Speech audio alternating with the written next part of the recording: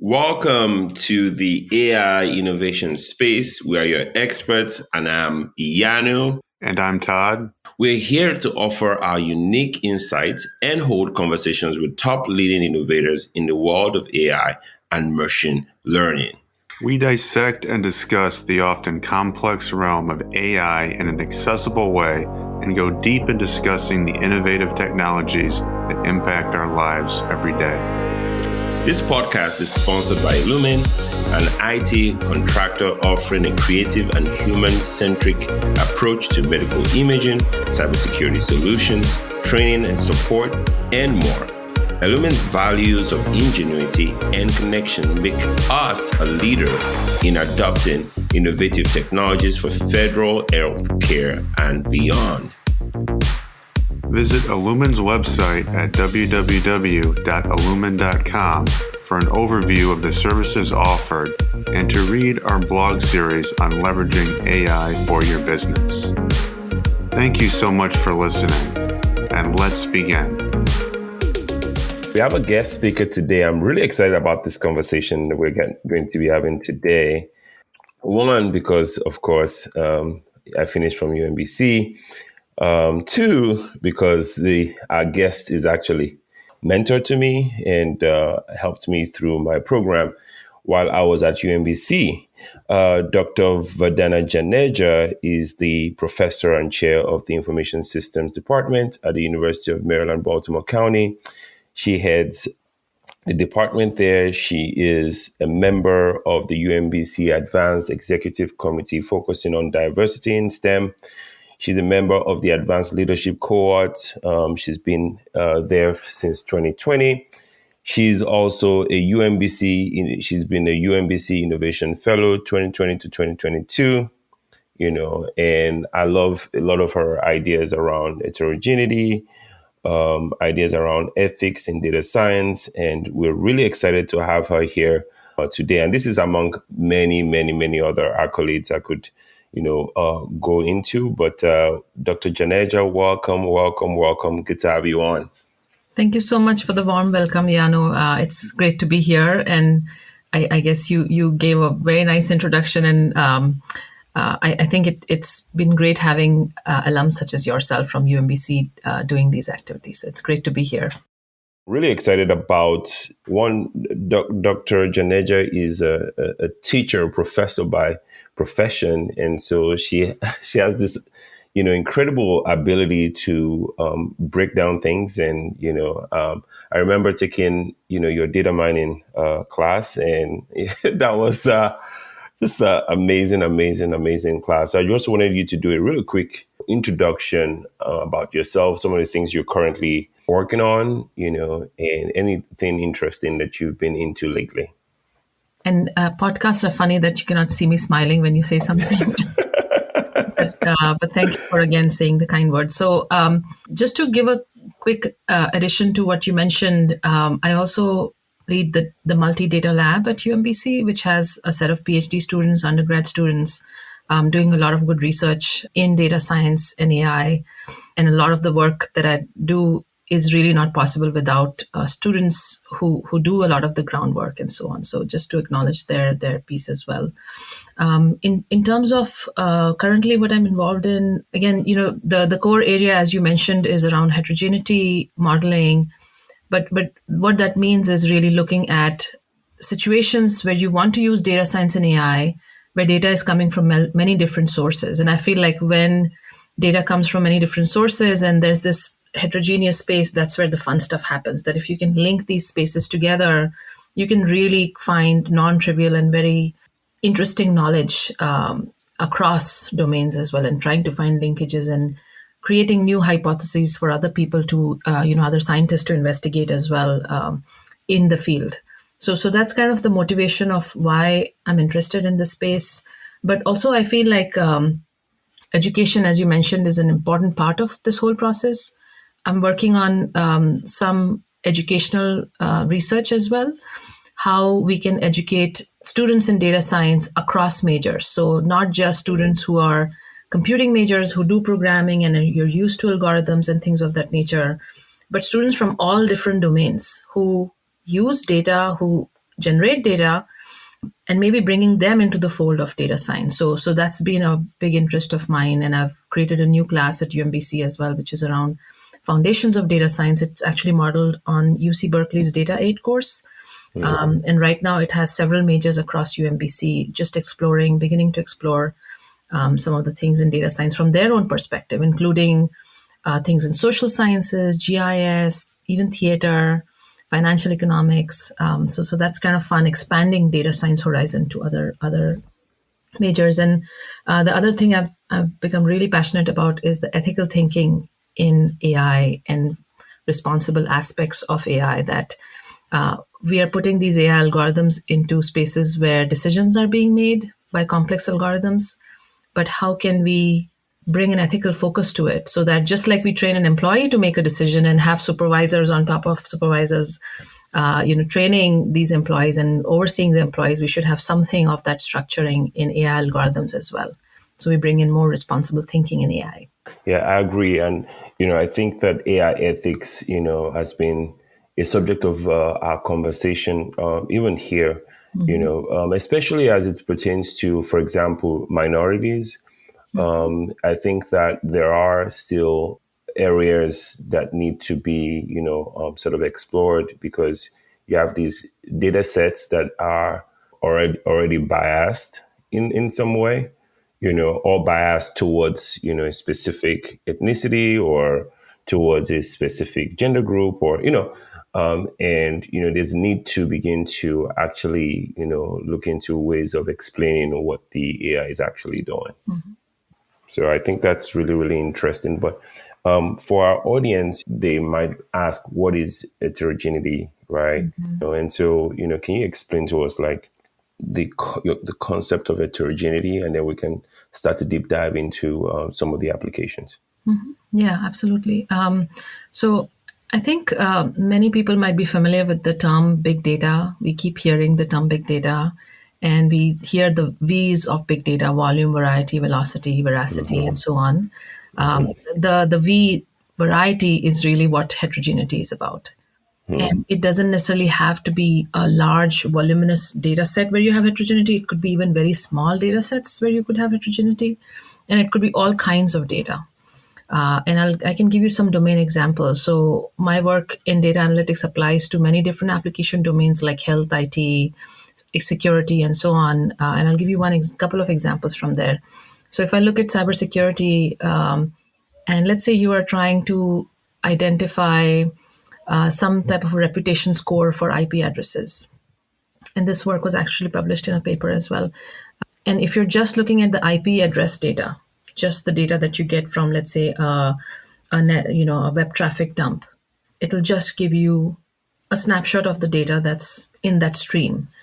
But what if you could combine this data with several other sources of data? For example, where this data is originating from, some GIS information of that, and what are some of the socio-political factors in those locations.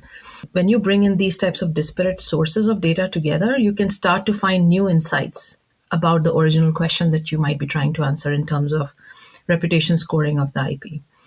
So not just looking at the data stream that you're interested in, but also bringing in other domain data sets that intersect with it.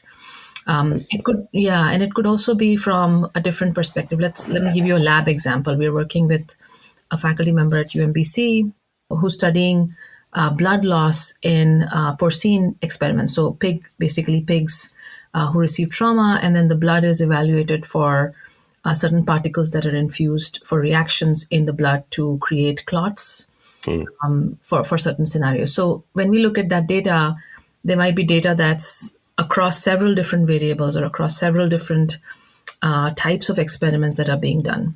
And when you bring that data together, there's a lot of heterogeneity in understanding the biological processes that are at play. And again, that's heterogeneity. Small data compared to cyber data, which is much larger. But even in this small data set, with the help of the domain experts, I'm not an expert in any way in that lab environment, but just talking to them and understanding what are the different parameters, what are the various experiments that they do, you can bring it new insights into that environment as well, even though it's a small data. So heterogeneity is really the variety of data that you can bring in And when you bring in these disparate sources, your data doesn't look pretty. It looks really messy. But if you're able to make sense of it, it becomes very, very helpful to drive the science as well. I That hope that makes makes sense. Yeah. Yeah, that makes a lot of Yeah, sense. that makes sense. So, just have a question regarding the heterogeneity. So, you're giving us some great examples here about health and IT security. Just kind of curious, when you talk about the new insights you can give, do you have any more specifics on what kind of insights you've been able to see from using this various data that you described? Yeah, absolutely. For example, let me get specific again. We are able to drive, let's say in the IP reputation scoring example, assuming that IP spoofing is not happening. That's a big question, of course, and that's where the domain experts come in and the network experts come in. But we are able to identify regions where a lot of bad traffic might be coming from, or we are able to link back to certain sociopolitical factors that might be at play, which could be additional insight for experts to understand where some of the attacks might be originating. And it kind of opens new questions for investigation as well. Similarly, in the porcine example, we are able to identify features that are very important to study. Let's say if you're trying to test a new particle that leads to higher clotting when there is a traumatic event on the pig, maybe there's an injury and so on. So those things can have long-term impacts, that if we know that there is a certain particle or certain attribute that's very important, that can give new insights to the scientists so that they can go back to the lab and study it more. Also, for example, if you're looking at clinical records, we did another study where we tried to bring in genomics data and the clinical data together, bringing heterogeneous attributes together. In real world, this can actually help identify what are some clinical factors that occur most commonly with genomic features and things of that nature. So making these connections can create new insights for scientists who can follow up with hypothesis testing. And again, data science is a means to an end. I feel AI is a means to an end, and machine learning is a means to an end. And I feel by finding these new insights, we are empowering the scientists or the domain experts to go back and maybe narrow down their focus into this massive trove of data that they have. I think that's the biggest thing that comes out of this. Great, thank you. It's awesome. Yeah, thank you so much for sharing that.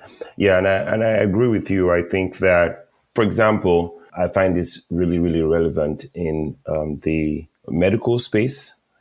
Especially when we have like certain professors working on biological processes, others working on cellular components, and they've really perfected in a way their craft in these areas, right? And then bringing together what they have and using it to kind of make sense of how they cross-pollinate. I think it's really adds value to both ends as well. Mm-hmm. Dr. Janeja, I wanted you to touch on the work you did in the clinical decision support space. I think it was on EHR and clinical annotations and things like that. Yes, absolutely.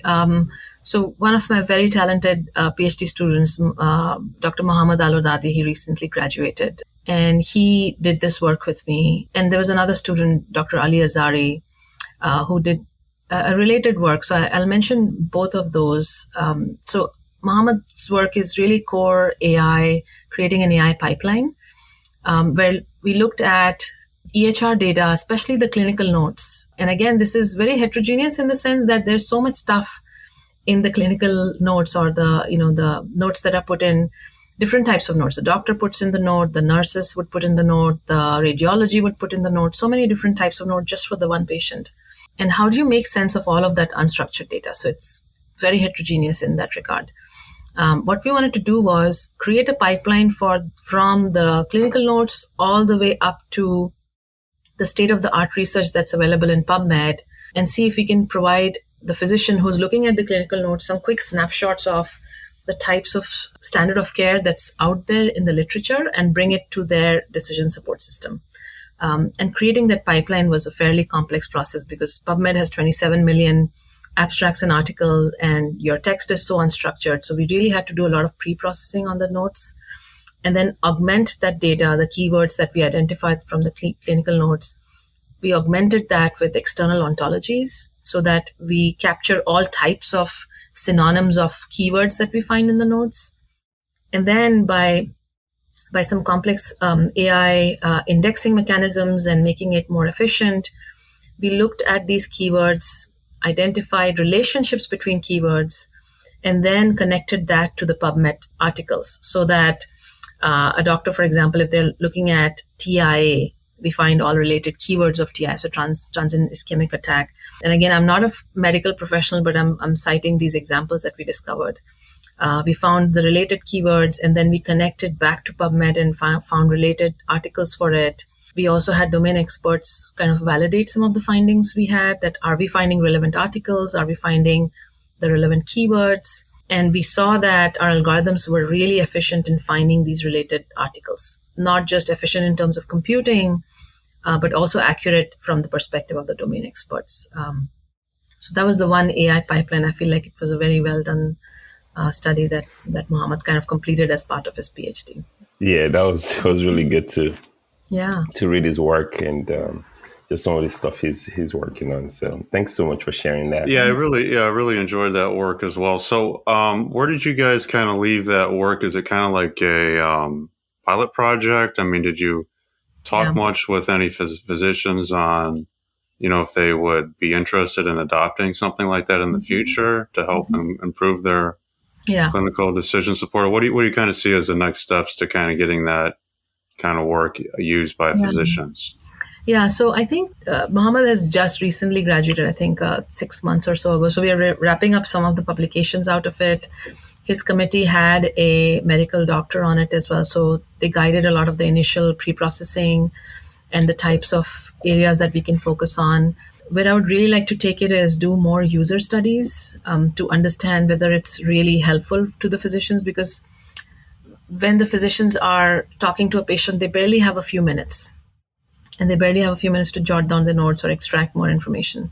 What I would really like to see is the implication of something like this, that can we present the results in a quick and easy manner rather than giving them the relevant papers. Can we even give them quick snapshots of things like standard of care?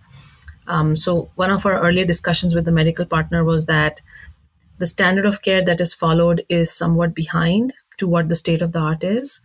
So can we make specific suggestions on the standard of care based on the findings? So that will need a little bit of more development. I feel like I think one more PhD student, but we do want to pursue some grant opportunities and maybe develop a project around that idea. I see. Sounds very exciting. Yeah. I did mention Ali's work, actually, if I can go into that other piece of work. Yeah, I would love. Yeah, Ali has outstanding work too. Yeah, that's actually directly impacting some of the work, I believe, and it was adopted to some extent. So I do want to mention that. So Dr. Azari, he did this work where he looked at the emergency department data, and he was entrenched into the Johns Hopkins system, and he worked with people closely in Johns Hopkins and to develop algorithms for length of stay prediction. So based on the queuing data that comes in, the bed availability, the physician's availability, can you predict how long a patient will stay in the hospital? And that's again heterogeneous because you're looking at so many different queues of data coming into an emergency department. And we had multiple sets of publications out of it. And some of this work was adopted back into the emergency department. They, of course, evolved that quite a bit, but some of the findings and the learnings we did in that study were used. And some of those papers were really well received on how do you predict the length of stay. Now, there are some ethical and bias issues there that I want to pursue a little bit more, understand a bit more. But from the AI perspective, I think that was another study that was well received. Wow. Yeah, that's awesome. Did you find with Ali's work that the time of stay in the emergency room, that specific study assisted them in more or less finding or deciding how long to keep people in the emergency room? So they're sort of increasing their efficiency in that side of the hospital management system? Or so I think it kind of gave a sense of resource management, I would say. It's more on the resource management side that what do you anticipate? And we haven't done any studies related to COVID, but something like that I would love to explore more with the COVID and, the ICU bed management and so on. That would be a great application to look into and help hospitals. But I think at the end of the day, this is my hope and my understanding that hospitals do decide or should decide based on the need of the patient. So the data science and AI can only take you so far, and then you have to really use the judgment of the physician of how long a person should stay. So I feel like the AI and data science algorithm kind of helps with the resource management. That's what happened in this study, is it kind of provided insights into the resource management, like how many beds do you need? Do you have enough beds? Or what's the turnover? If you have a patient coming with these sets of attributes, what do you anticipate will happen? So it kind of gives them a sense of preparation. But at the end of the day, I feel like these algorithms that we create, they just empower the domains. They don't drive the domains. The domains have to drive and do the final decision making. So yeah, I hope that makes sense. Yeah, it does. It does. But also, Dr. Janeja, my curious mind is just kind of, working here. What would it look like also to create something around, even before the patient gets admitted, right? Because sometimes you have, patients, spend a whole lot of time in the waiting room before they even get seen by a nurse or so. Is there any work around how to assist the patient in quick emergency room admissions and things like that? Yeah. And I think that's really a powerful use case, honestly. If you use the systems effectively, if you use AI for supporting communities like that, I think that's really the ideal use case, that you are able to predict, how fast you can turn around. What I also fear is that if you just completely rely on AI models, it may also become like a machine. It is a machine eventually, right? That you are just quickly trying to turn around patients and quickly trying to move things. So there has to be a balance. So I don't think that, and I don't know if this is a popular opinion or not, but I stand by this, that AI can only do so much. Yeah, I agree. You can create these efficient algorithms, but at the end of the day, you still want to provide the care that's needed. I agree. So yes, there are waiting times. You want to get efficient, and which will help patients move quickly enough. But at the same time, on the other side, are the patients receiving the right care, or the AI decision making is being blindly used and you're done. Let's go next. You're done. So I think we don't want to get into that mindset as well. So I would caution that we should not have such a heavy reliance on algorithms, but still maintain high level of care. Todd, did you have any other questions? Sure. So let's say a company wanted to engage with you and UMBC on such projects you're talking about. How would they go about doing so? Mm-hmm.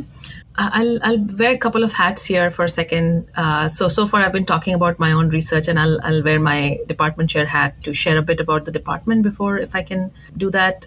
So our information systems department has 9 different majors across IS, information systems, human-centered computing, and we have other professional programs like health IT, and a newly established software engineering program. We also have an undergrad in business technology administration. So a lot of interesting majors and a lot of good research going on in areas of AI, data science, human-centered computing, software engineering, and health IT. So in each of these areas, faculty members often go after grant funding to continue their research. They also lead to entrepreneurship activities.